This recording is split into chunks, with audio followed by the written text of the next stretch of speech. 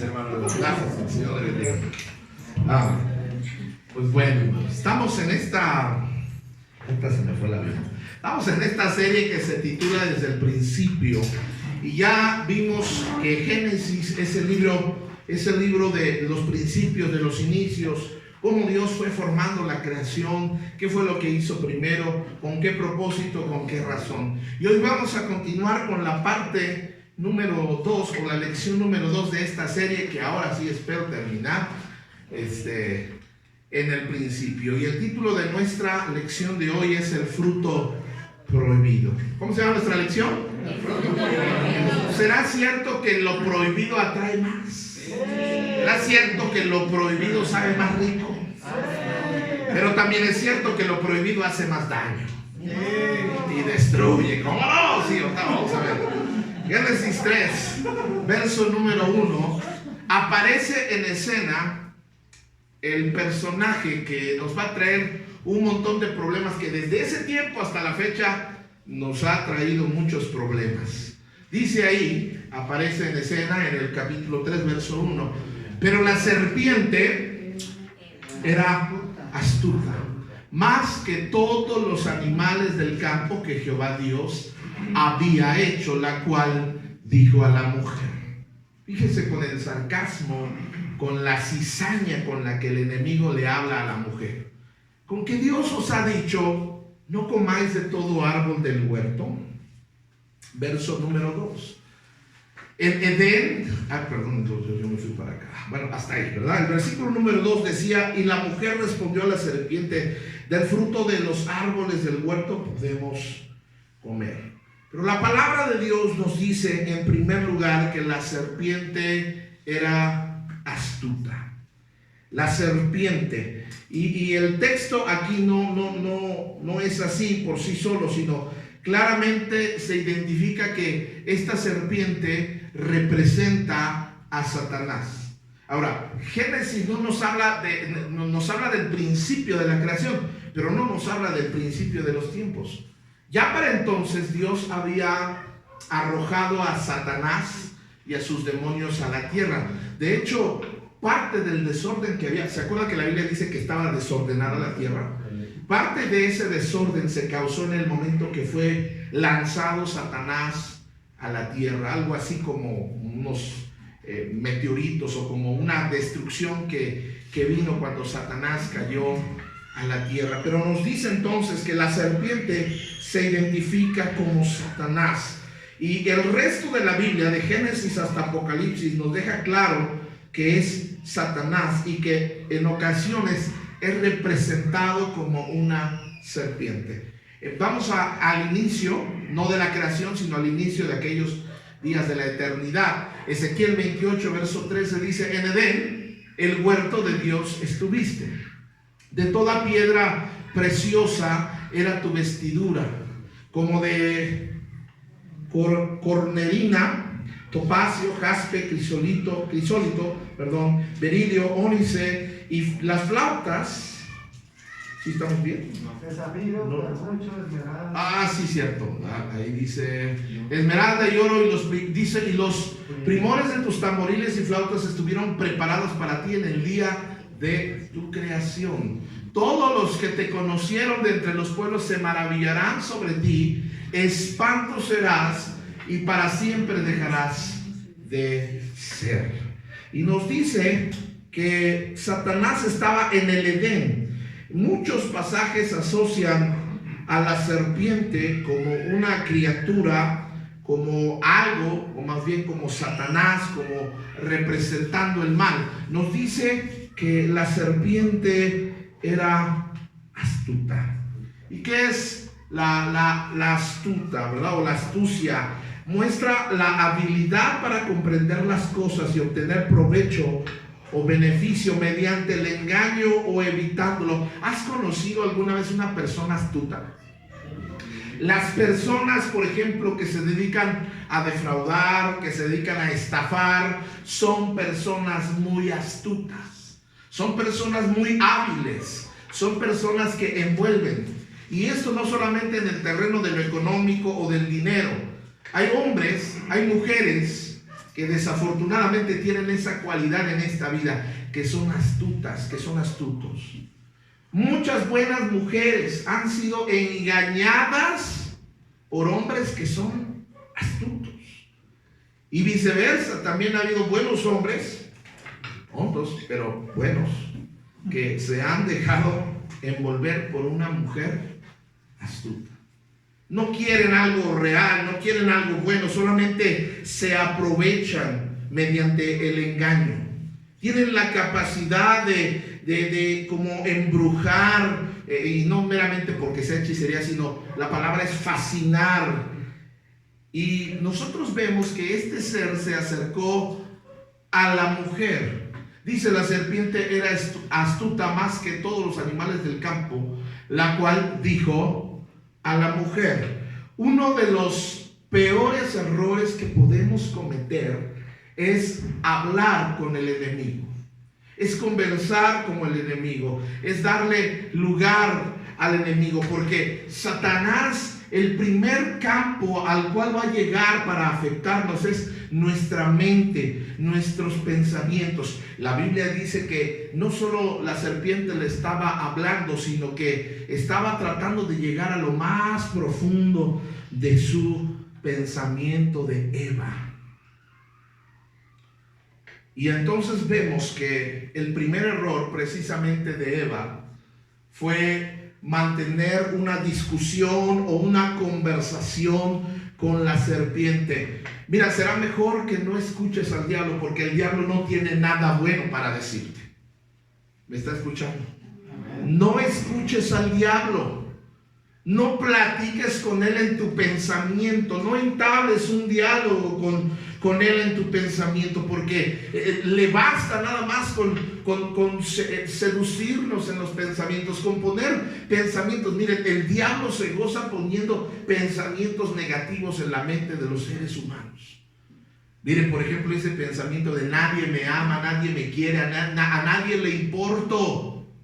Ese es un pensamiento que el diablo pone y lo deja ahí, que nadie te quiere, mira. Nada más te quiere la escoba y el recogedor. Y ese pensamiento a veces nos lo metemos, a veces nos lo creemos, y es cuando empezamos a vivir de una manera terrible. Ese pensamiento de mi vida no sirve para nada, ese pensamiento de soy un inútil.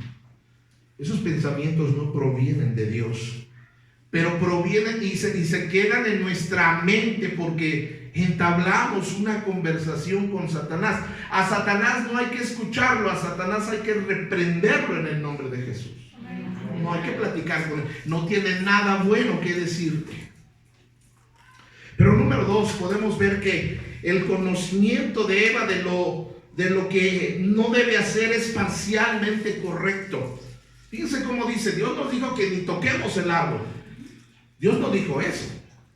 Dios dijo no comas. Pero no había pecado de tocarlo.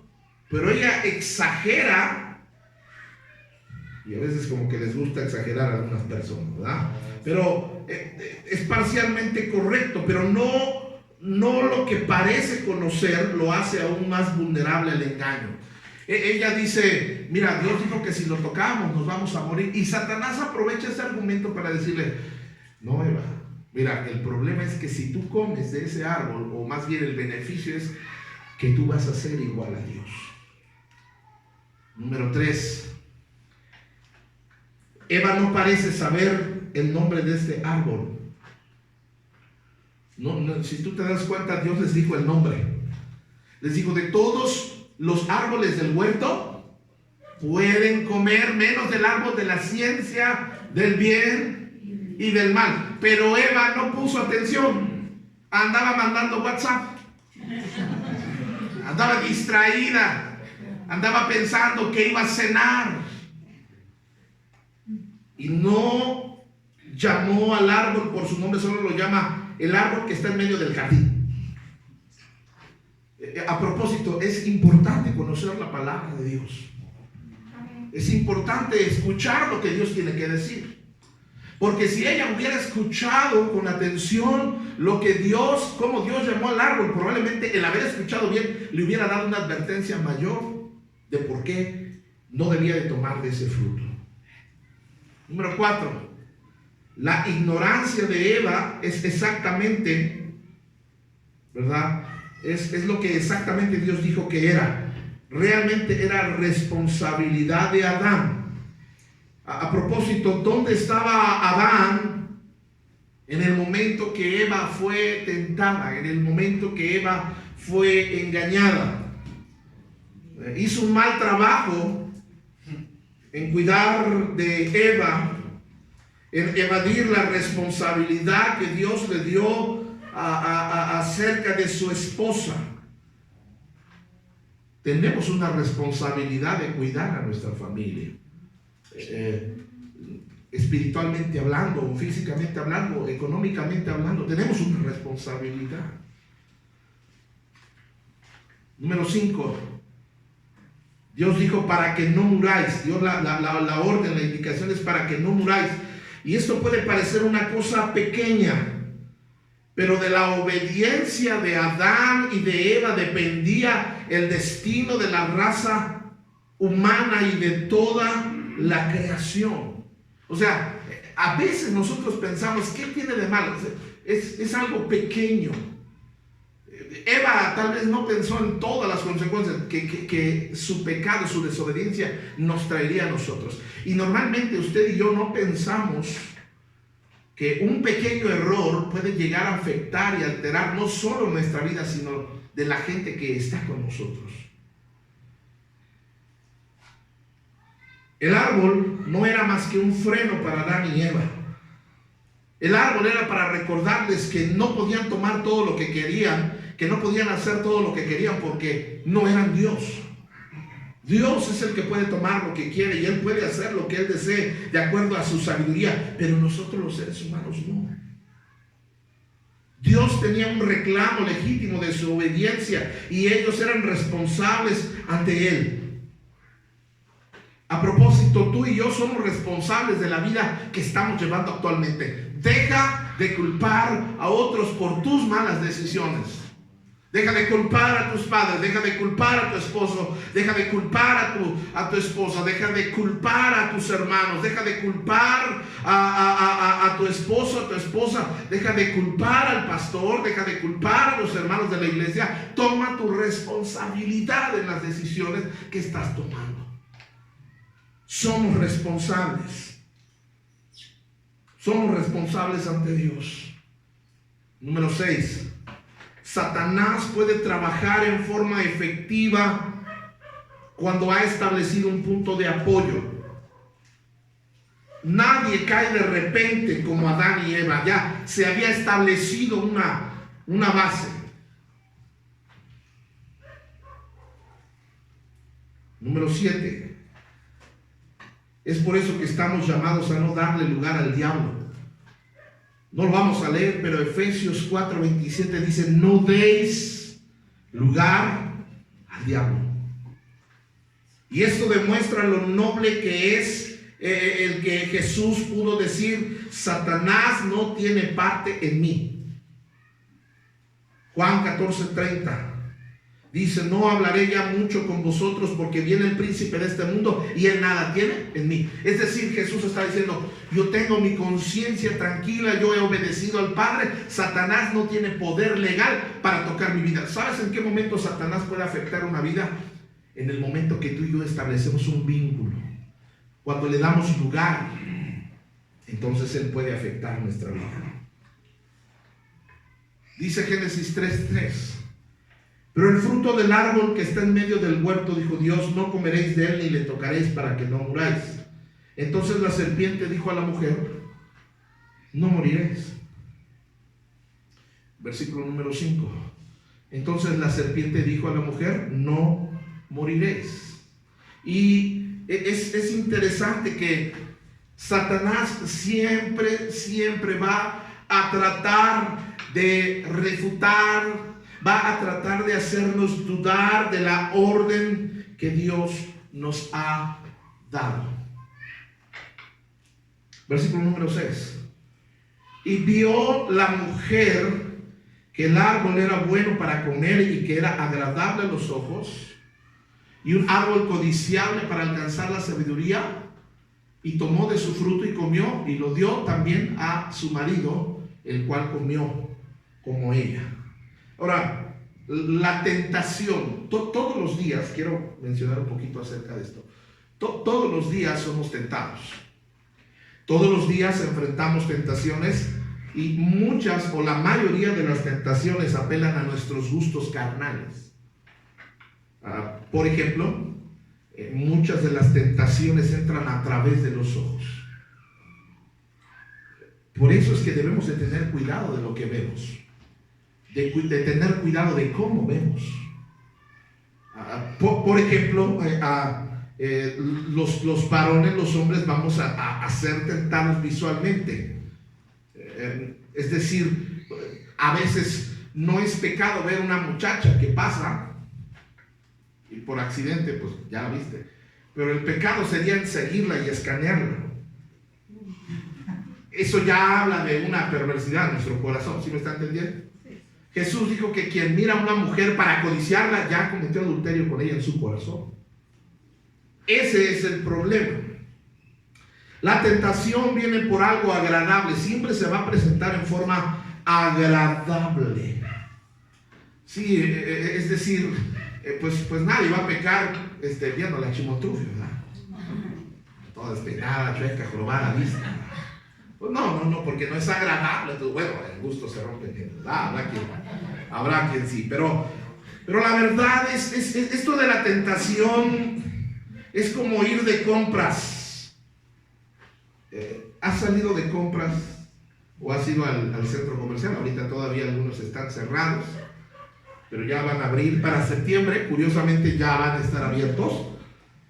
Creo que para el 22 todas las tiendas van a estar funcionando, pero es como ir de compras y tú vas al centro comercial y de repente ves una blusa, ves un vestido, ves unos zapatos, ves unos tenis, ves algo que te atrae la mirada y dices, no me alcanza, no traigo, pero ya te cautivó, ya te llamó la atención. Algunos, no importa que esté bonito o feo, pero si dice rebaja, descuento, te llama la atención, ¿verdad? Ahí está, ya te atrapó. Y mientras usted ve algo, la tentación es, usted ve algo que le gusta cuando va de compras y usted piensa de repente, qué fácil sería robarlo de repente. Ahí está viendo y puedo hacer como que, en algunos casos no llegan a tanto, pero inmediatamente cuando usted dice, qué fácil sería robarlo, la mente inmediatamente nos rechaza, no, tú no eres ratero, tú no eres ladrón. Pero el momento en el que perdemos la batalla contra la tentación es cuando nos gana el pensamiento. Los pensamientos son tremendos en este aspecto. Algunos somos tentados por lo que vemos, otros por lo que sentimos. Por ejemplo, no conozco qué éxtasis o qué placer puedes sentir el introducir drogas a tu cuerpo, pero la gente que lo usa siente algo que lo hace adictivo. Por eso lo busca constantemente. La Biblia nos dice entonces, con respecto a la tentación, no nos ha sobrevenido ninguna tentación que no sea humana, pero fiel es Dios. Aquel que dice, pastor, es que fui tentado y tuve que caer. Me tropecé con la tentación y caí en la tentación. Otro dijo, si no quisiera Dios que cayera en la tentación, no la pusiera en mi camino. Dios no pone la tentación en tu camino, es el diablo el que pone la tentación. Y a propósito, no solo los hombres son tentados, o no solo los hombres somos tentados con el sexo opuesto, o tristemente hoy hasta con el mismo sexo, pero también las mujeres. Y ni se me hagan las... yo no, pastor, no, ¿cómo no? También usted. Ese carnicero que le dice, ¿qué va a llevar, preciosa? Nomás pasa la carnicería para que le diga al carnicero, Algo bonito. Curiosamente, la mujer que cae en tentación no cae no es tan atraída por la vista. Claro, también esté bien vestido, que huela bien, claro, pero la mujer va más al trato, a la palabra. Por eso es que muchos hombres han engañado a muchas buenas mujeres a través de la palabrería. Qué hermosísima te ves hoy. Estoy de suerte, están cayendo ángeles y te encontré a ti. No sé, ¿verdad? Algo similar. Estoy descontinuado en los piropos, pero todos somos tentados.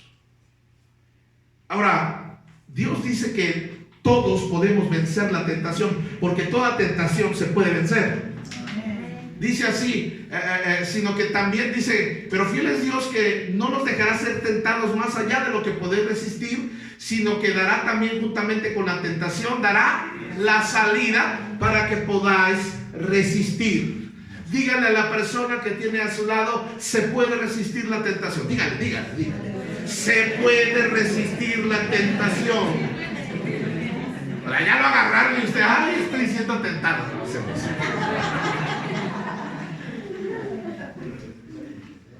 Ahora, vamos a ver el origen de la tentación. Santiago 1:14, la tentación viene de nuestros propios deseos, los cuales nos seducen y nos arrastran. Ahora, la tentación viene de mi debilidad pecaminosa. Por ejemplo, si yo empezara o pusiera una imagen de una caguama fría sudando. Si yo nunca bebí ni me emborraché, la bebida, o puedo poner una copa de San Pedro, digo de Don Pedro, o de cabrito reposado con su vaso escarchado y su palomita ahí lista con su limoncito ahí, una margarita. Y si usted nunca tomó, no le va a causar nada. Usted va a verlo o va a ver las micheladas que les ponen tamarindo, chile, limón y usted ve pero lo que para usted es una tentación, para mí no puede significar nada. ¿En qué va a diferenciar la tentación? En mi concupiscencia, en mi deseo pecaminoso, es diferente. Por eso es que las tentaciones nunca son iguales para todos. Entonces el origen de la tentación es mi debilidad. Todos tenemos debilidades. Y el diablo, cuando nos dejamos ver, no lo conoce todo, pero dejamos ver cuál es nuestra debilidad. Para algunos las debilidades son las mujeres, el apostar, a otros el alcohol, para otros el dinero. Bueno, hay diferentes tipos de tentaciones. Ahora, ¿por qué podemos actuar con rapidez ante una tentación? Mire, nos explica. Entonces, la concupiscencia, este es el deseo pecaminoso. Después que ha concebido, da luz el pecado, y el pecado, habiendo sido consumado, da luz ¿qué? La muerte. Lo explica en otra versión más actual. De esos deseos nacen ¿qué? Actos pecaminosos. Y cuando el pecado se deja crecer, da a luz la muerte. Una pareja de novios le da mordidas a la torta, se comen la torta, se comen el pastel. Y para algunos, maestros, no nos hable por parábolas, o sea, tienen relaciones sexuales, hombre. Y tienen relaciones sexuales. ¿Sabes que una pareja que constantemente tiene relaciones sexuales es muy posible, hay una alta capacidad, si está en una edad fértil, de que conciba a luz un bebé? Claro que sí. Ahora, ¿es un pecado el sexo? No. Dios hizo el sexo dentro del marco del matrimonio. Ahora, cuando una pareja tiene relaciones sexuales y es posible que la mujer quede embarazada, en el momento no va a pasar nada. No se va a notar. Pero el primer mes, segundo mes, En el tercer mes ya se empieza a notar una pancita que no es de pandemia. Ay, traigo bien inflamada la vesícula, mamá. No, es la vesícula. Y la mamá, ay, oren por mi hija, tiene la vesícula inflamada. Y resulta que la vesícula al rato se llamaba, le ponen un nombre al bebé, ¿verdad? Pero, y van avanzando los meses. Y va creciendo esa vida, va creciendo y creciendo, o nubes en el cielo. Va creciendo, va abultándose. Al rato la muchacha, la joven, no va a poder ocultar que está embarazada. Y finalmente, después de 9 meses, va a dar a luz un bebé. Lo mismo pasa con el pecado. El pecado yo lo hago a escondidas. Nadie se da cuenta aparentemente. Pienso, no va a pasar absolutamente nada. Sin embargo, hay una consecuencia que se está gestando. Que se está creciendo. Y yo estoy dejando crecer el pecado. Yo caí en la tentación. La tentación me dio como resultado el pecado. Y el pecado me va a traer una consecuencia. Por eso es que es importante detener el acto, detener la tentación, o no ceder a la tentación. No caer en la trampa de la tentación, porque yo caigo en la tentación me lleva al pecado, y el pecado a consecuencias, algunas consecuencias irreparables, irreversibles. ¿Me están entendiendo, hermanos? Génesis 3, versículo número 7. Después de que se comió el fruto, ahora yo puse una manzana en el fruto prohibido, pero la Biblia no dice que era una manzana, solamente dice que era un fruto. Entonces fueron abiertos los ojos de ambos, y me llama la atención porque notó, como dice la Biblia, que la mujer lo comió y lo dio al hombre, y el hombre no dijo nada. El hombre no, oye, Evita, ¿qué te pasa? ¿Qué hiciste, Seba? Y ni cómo echarle la culpa a la suegra, porque no existía la suegra. Eva, ¿qué hiciste? Adán, sabe rico, mira, cómetelo. No, que te lo comas, que no. Y ya estaba masticando, ¿verdad? Vemos que había una falta de liderazgo increíble en Adán. Vemos desde el principio que Eva era la que llevaba, bueno, no llevaba los pantalones porque no tenía ni ropa, pero llevaba el liderazgo de la casa, la mujer. De acuerdo al orden que Dios estableció, Dios le dijo al hombre, porque Dios creó primero al hombre. Y si hay aquí alguna persona que dice, pues ya no estoy de acuerdo, pues cuando llegues al cielo, le reclamas al Señor. Si es que llegas. Pero Adán sencillamente accede. Y es así como damos paso al primer mandilón de la historia en la Biblia, a Adán. Versículo número 7. Fueron abiertos los ojos y conocieron que estaban desnudos. Entonces cosieron hojas de higuera y se hicieron delantales. Oyeron la voz de Jehová, Dios, que se paseaba en el huerto al aire del día. El hombre y su mujer se escondieron de la presencia de Dios entre los árboles del huerto. Mas Jehová Dios llamó ¿a quién? ¿Llamó a quién? Al hombre. Ahora, ¿quién pecó primero? La neta, la verdad. Evita. Primero las damas, dijo. Pero cuando Dios manda a traer las consecuencias y arreglar cuentas, llama primero al hombre. Para mi punto de vista, Señor, llama primero a Eva, fue la Eva. Pero no, Dios dice, ¿dónde estás tú? Versículo número 10. Y respondió, oí tu voz en el huerto y tuve miedo. Y vemos que el nacimiento del miedo, del temor, viene de la desobediencia a Dios, porque estaba desnudo y me escondí. Y vemos el fracaso del ser humano en la obediencia, que no pudo superar la tentación. En el primer examen lo tronó. Escuchó al enemigo. Y le basta hablarnos un un solo momento para meter un pensamiento. Y ahí comienza toda una maquinación. Fíjate cómo el diablo puede ser tan sutil. Yo estoy predicando esto y el diablo puede venir a la mente del hermano Rafael Vázquez Bustamante de López y decirle: lo está diciendo por ti. El diablo ahí sentado le puede estar diciendo: lo está diciendo por ti.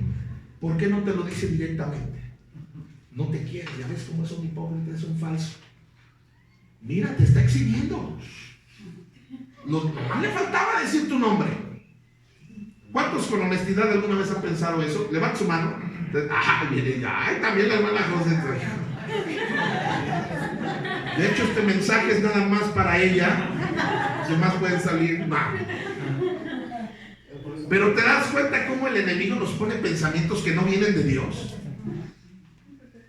O sea, cuando la predicación te está incomodando a ti, probablemente hay otros 20 a los que está incomodando. Pero el enemigo te pone una idea equivocada. Por eso es que trabaja en nuestros pensamientos y comienza toda una maquinación en nuestra cabeza. Y sigue diciendo el versículo 11, versículo 11. Y Dios le dijo: ¿quién te enseñó que estabas desnudo? ¿Has comido del árbol que yo te mandé que no comieses? ¿Cuál debió haber sido la respuesta de Adán? Sí. ¿Qué le está preguntando? ¿Comiste o no comiste? No le pregunta quién te dio. Le pregunta: ¿comiste? ¿Cómo nos encanta echarnos la culpa cuando es la hora de la confrontación con el Señor? ¿La estás regando? Es que fulana, no, la estás regando. Es que tú, lo que pasa es que, no te pregunté por mí. Tú la estás regando, estás pecando, estás bien. Adán, en vez de que responda: Señor, sí comí. Vean lo que responde en el verso 2. Y el hombre respondió: la mujer que me diste por compañera me dio del árbol y lo comí. Pues, ¿qué hacía? ¿Cómo le digo que no? Me dijo: cuchi, ¿quieres un del árbol? Ahora, vean cómo el patrón de echarle la culpa a otros nunca nos va a llevar a nada bueno. Versículo que sigue. Entonces Jehová dijo a la mujer: ¿qué es esto que has hecho? Y la mujer, en vez de decir: Señor, no sé qué tenía la cabeza, discúlpame, pequé, yo la regué y le di al mandilón, le di a mi esposo y él me hizo caso. No, algunas se gozarían con ese pasaje que dice cuando Sara le dice a Abraham: ¿sabes qué? Quiero que corras a Ismael porque no quiero que herede con mi hijo. Y dice que esto le pesó en su corazón a Abraham y fue a preguntarle a Dios y Dios le dijo: escucha a tu mujer, haz lo que dice. Pero nomás eran casos de repente. Pero fíjense, la mujer dijo la mujer: la serpiente me engañó y yo comí. Una vez más vemos la incapacidad de reconocer nuestros errores. Fíjense, hermanos, cómo a través de toda nuestra vida esto nos va a acompañar. Culpamos a los demás de nuestra condición, culpamos a los demás de lo que sentimos, culpamos a los demás de lo que no logramos, culpamos a los demás del fracaso que ha sido nuestra vida, de nuestros traumas y dolores. Y aunque hay algo de verdad en eso, somos responsables por lo que hacemos. Somos responsables por lo que tomamos. Y algo que quiero que veas de la tentación es que la tentación va a lucir hermosa, agradable. Se va a ver bien, vas a ver bien. Pero esa tentación te va a destruir, te va a hacer perder. Al final, al principio, el fruto de la tentación es dulce. Pero al final viene lo amargo, viene el verdadero sabor de la tentación. Siempre les digo que la tentación va a costarnos más de lo que queramos pagar y nos va a llevar más lejos de donde queremos llegar. Así es la tentación, destructiva. Conoces una persona, una mujer que parece ser lo más dulce, que te guiña el ojo, que te hace así y tú parece más comprensiva que tu esposa, parece más huele mejor, se peina, y tú dices, ay no, pues ha de ser de Dios esto. Y entonces empiezas y te metes en una relación y empiezas a platicar y a simpatizar y luego empatizar y luego bueno, y tú estás dejándote seducir por la tentación de lo exterior. Pero después, esa mujer que se ve agradable, guapa, comprensiva y maravillosa, va a sacar el demonio que lleva por dentro. Y te va a hacer sentir miserable y desgraciado. Y vas a vivir, no tu sueño, sino una pesadilla. Y a propósito, eso también es para las mujeres. Porque pues no falta el amigo, el compañero que no, yo te entiendo, tu esposo es un desgraciado, sí, no te valora, no, ven, estos brazos te van a proteger. Llora aquí, chiquita, ella llora. Ay, comprensivo, y en la casa tengo el Shrek, pero aquí está el príncipe encantador. Ay, es una mentira, es una tentación, es un espejismo, nada de eso es real. Ya me imagino a esa mujer cuando lave lo que tiene que lavar, cuando vea todo, ay Señor, cuando te tenga que dar de comer, cuando no todas las personas aguantan o nos aguantan como somos. ¿Por qué dije eso? No sé. Versículo 21. Y Jehová Dios hizo al hombre y a su mujer túnicas de pieles y los vistió. Vean, para que pudiera quedar cubierta su falla, su pecado, en la consecuencia de la tentación, es que Dios tuvo que quitarle la vida a unos animalitos. Tuvo que haber derramamiento de sangre para cubrir la vergüenza, la falla de los seres humanos. En la teología bíblica esto se conoce como la redención. Cristo tuvo que morir en la cruz, derramar su sangre, para que su justicia y su santidad fueran aplicadas para cubrir nuestra maldad y nuestro pecado. Hubo una muerte, hubo sangre. Por eso Hebreos dice que sin derramamiento de sangre no se hace remisión o no se perdonan los pecados. Y Adán y Eva tuvieron que salir avergonzados, tuvieron que ser expulsados del huerto del Edén. Y todo eso trajo un montón de consecuencias. ¿Cuántas madres hay aquí? Levanten su mano si usted es mamá y si te dice, yo soy mamacita. No, mamá. Mamá. ¿Tuvo algún parto que le dolió hasta el alma? ¿Sí? ¿Quién tuvo un parto doloroso? A ver, levanten su mano si usted tuvo un parto muy doloroso. Que si le hubieran dicho después de ese parto muy doloroso, muy difícil, ¿quieres otro? ¡No! Déjate de mí. Pero qué doloroso es dar a luz. Se sufre, de acuerdo a los testimonios de las mujeres. Y esto es porque ese dolor se lo debe a Eva. Yo creo que Eva, llegando al cielo, va a tener un montón de mujeres. A ver, Evita, ven acá. Porque antes de eso no había dolor para dar a luz. Ahora, el trabajo siempre había existido. En el huerto del Edén tenían trabajo. ¿Cuál era la maldición? Que ahora te ibas a cansar, que ahora ibas a sudar, que ahora ibas a tener que esforzarte para alcanzar la chuleta, para traer la chuleta a tu casa. A veces la chuleta corre más que nosotros. Usted ha llegado un día rendido después del trabajo. Qué pesado. Qué terrible. Dice, toma hasta una aspirina y quiere un masajito en la espalda porque estuvo pesado. Y a veces cuando ya no aguanta, alguna vez un trabajo físico y fuerte que uno ya quiere salir del trabajo y está desesperado, uno dice, esta te la debo a ti, Adán. Eso se lo debemos a la desobediencia. Porque antes trabajaban, pero no había un cansancio. La enfermedad ¿Usted padece de alguna enfermedad?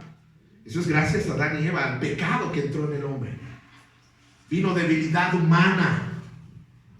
Y hoy en día vemos enfermedades tan terribles que hay en el mundo entero. ¿Alguien ha perdido un ser amado? Y lo doloroso que es despedirse de una persona que está en el féretro, que ha dejado ese cuerpo, que ya no hay más vida, que ya no me va a poder hablar, que ya no voy a poder escucharlo y abrazarme. Se lo debemos a la desobediencia de Adán y Eva. El dolor de la muerte. La muerte es dolorosa en algunos casos. Dolorosa la pérdida. Y todo eso vino como consecuencia de la desobediencia de esta parejita. He estado insistiendo en estos últimos días acerca de que lo que tú y yo hagamos va a tener una repercusión en la vida de nuestros hijos también.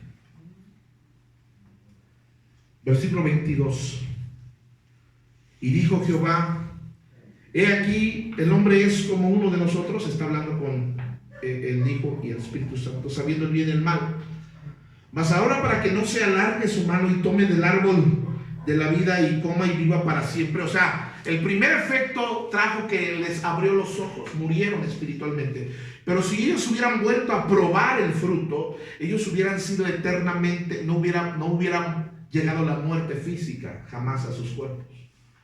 Por eso Dios dijo, para que no coma y viva para siempre, versículo número 23, y lo sacó Jehová del huerto del Edén para que labrase la tierra de que fue tomado. Echó pues al hombre y lo puso al oriente del huerto del Edén querubines y una espada encendida que se revolvía por todos lados para guardar el camino del árbol de la vida. Y ahí vemos entonces que Adán y Eva fueron desalojados, fueron echados de la presencia de Dios. Y hoy vamos a terminar aquí para empezar la próxima semana con la segunda parte de esta lección. Pero hoy podemos llevarnos como lección el que todos somos tentados, pero la tentación se puede soportar, se puede escapar de la tentación. Porque si tú y yo cedemos y caemos a las tentaciones, vamos a experimentar dolor y sufrimiento. Hoy quisiera que pudiéramos tener alguna estadística de cuántas madres o cuántas jovencitas tuvieron que abandonar sus estudios, tuvieron que abandonar los sueños de su vida para dedicarse a la maternidad en un tiempo que no estaban preparadas. Un niño siempre va a ser una bendición, esto no nos cabe la menor duda. Pero tuvieron que abandonar o dejar lo que estaban haciendo para enfrentar una responsabilidad de adulto,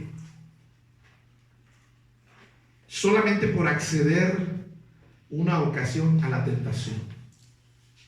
Quisiera que pudiéramos tener registro de cuántos jóvenes tuvieron que abandonar la escuela, sus estudios y trabajar en lo que se pudiera por ceder a la tentación una sola vez. Quisiera que tuviéramos las estadísticas de cuántas personas murieron en un accidente automovilístico por estar en estado de ebriedad y solamente lo hicieron una vez. Quisiera saber la estadística de cuántas personas quedaron infectadas de VIH por tener relaciones sexuales solamente una vez, por ceder a la tentación. Una vez que caigas en la tentación puede ser letal, puede ser perjudicial. Una sola vez que caigas en la tentación puede bastar para alterar el resto de tu vida.